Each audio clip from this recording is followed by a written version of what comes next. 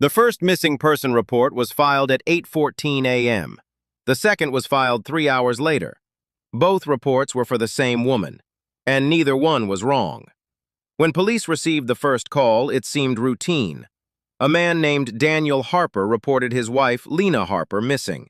He said she hadn't come home the night before. Her phone was off. Her car was still in the driveway.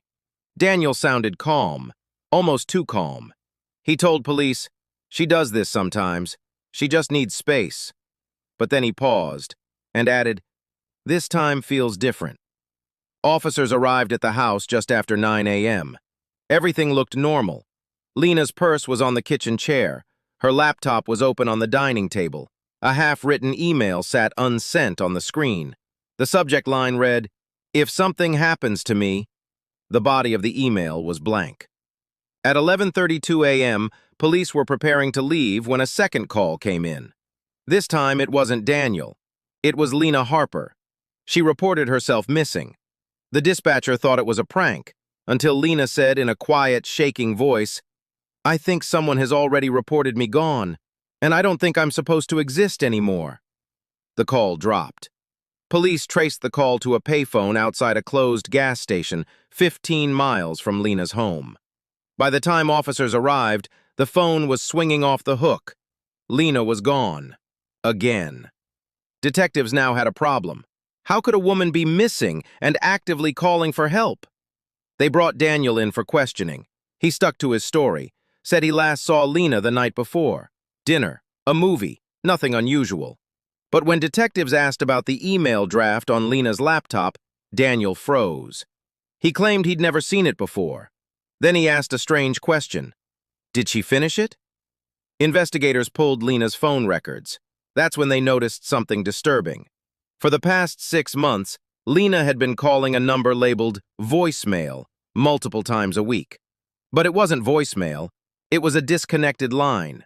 Every call went nowhere. Yet she kept calling it. Police dug deeper into Lena's background.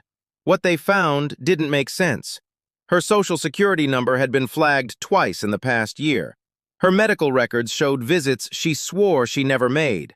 And according to one database, Lena Harper had officially died 18 months earlier. Cause of death? Domestic accident. Reported by Daniel Harper. The original death report showed Lena fell down the stairs. No autopsy requested. No investigation. At the time, Daniel claimed grief and declined further questioning. The case was closed. So who had police been talking to all morning? That afternoon, a body was discovered in a wooded area near the gas station. The identification confirmed it was Lena Harper. The time of death was estimated at 7 a.m., 4 hours before she called the police. Investigators were now certain of one thing.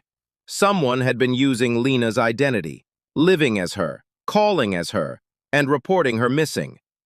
Daniel was arrested that night, but he didn't deny it. Instead, he said something that made the room go silent. "I didn't kill her," he said. "I just didn't expect her to come back." Police later uncovered the truth. After Lena's staged death, Daniel collected insurance money and assumed she was gone for good. But Lena had survived. She spent over a year trying to prove she was alive, calling dead numbers, visiting offices that said she didn't exist, watching her identity slowly erased. The second missing person report? It was her last attempt to be seen.